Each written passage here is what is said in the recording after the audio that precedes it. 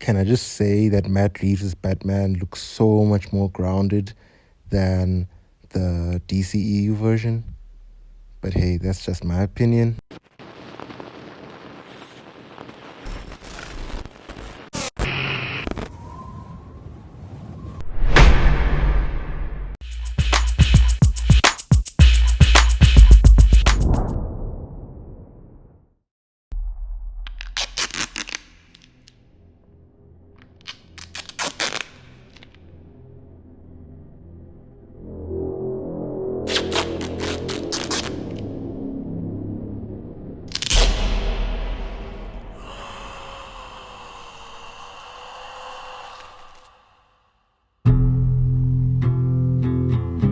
From your secret friend. Underneath the bridge, Who? Topper sprung a leak, and the animals I've trapped Haven't a clue. all become my pet. Let's play a game. Just me and you. Any of this mean anything to you?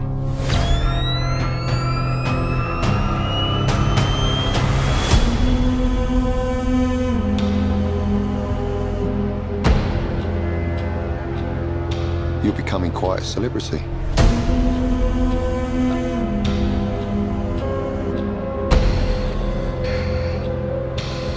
Why is he writing to you?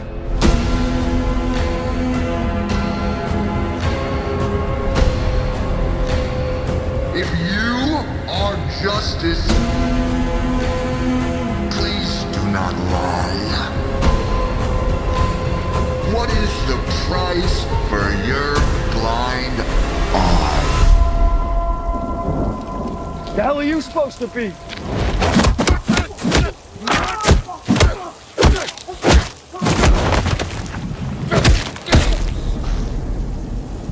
I'm vengeance.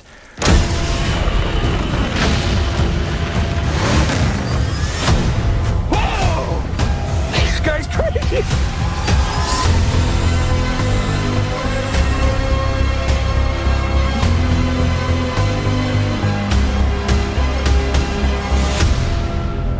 You're part of this too. How am I part of it? You'll see.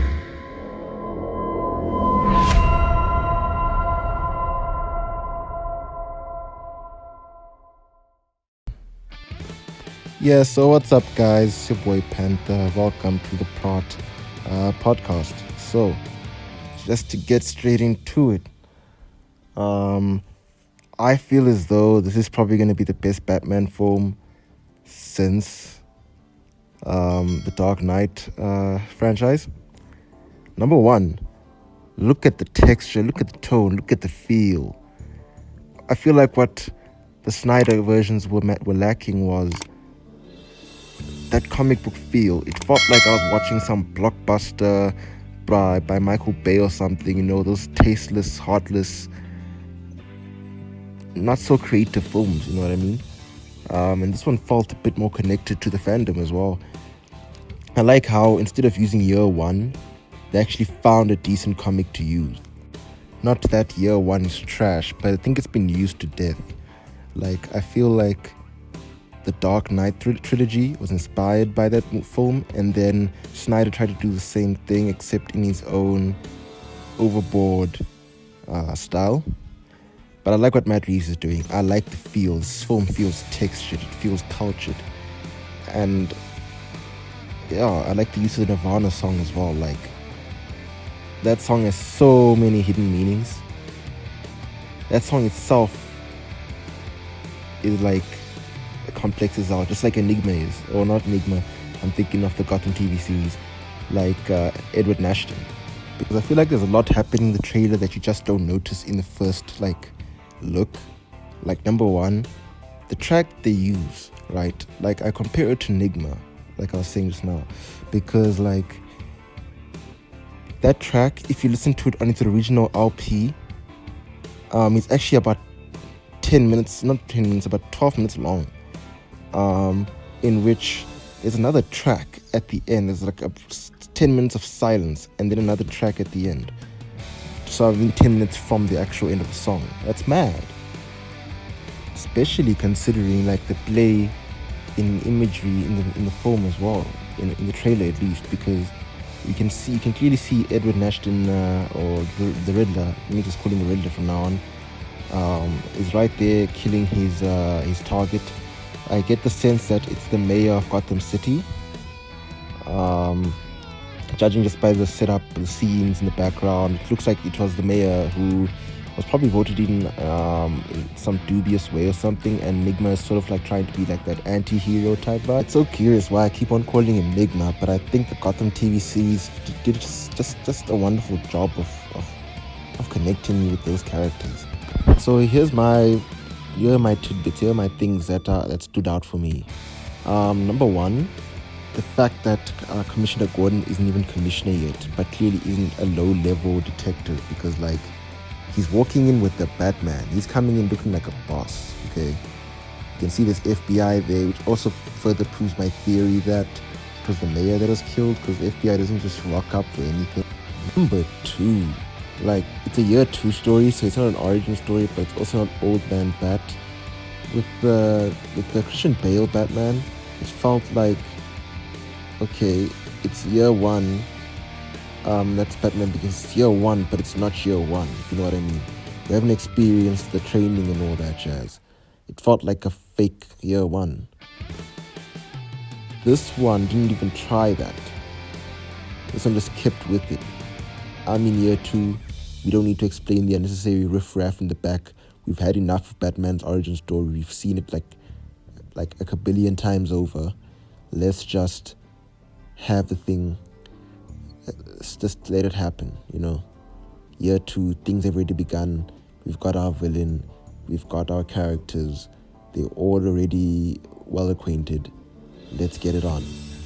It sort of removes all the necessary riffraff and improves the pacing of a film, because we don't have to see things we already know, especially when we're dealing with such iconic characters. We don't want to see things we already know. I think that's the balance that Marvel has found quite well, in which they actually blend what we know, right, and what we need to see with what with some good story and some good comedy and some feel-good vibes, where you can just take your whole family out and go enjoy the film. And I feel like that's where the DCEU was failing, because at some point they were even trying to copy Marvel but didn't have the feel.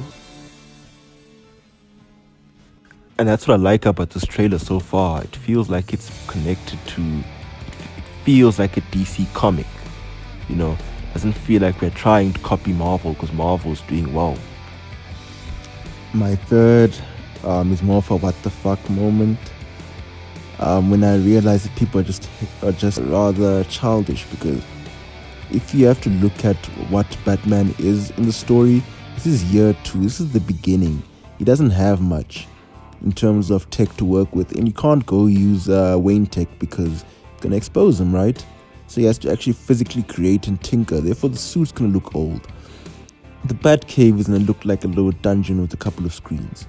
It's not gonna be as grand as all the past movies have portrayed these, like the Batcave and the Batsuit and so on, because this is a Batman that's grounded in reality, and he's in his second year of forming this Batman moniker.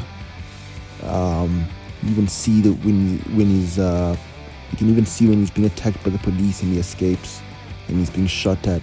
That grappling hook seems like it's not necessarily a grappling hook, but it's attached to his arm on the shields and the guards, which for me looked epic.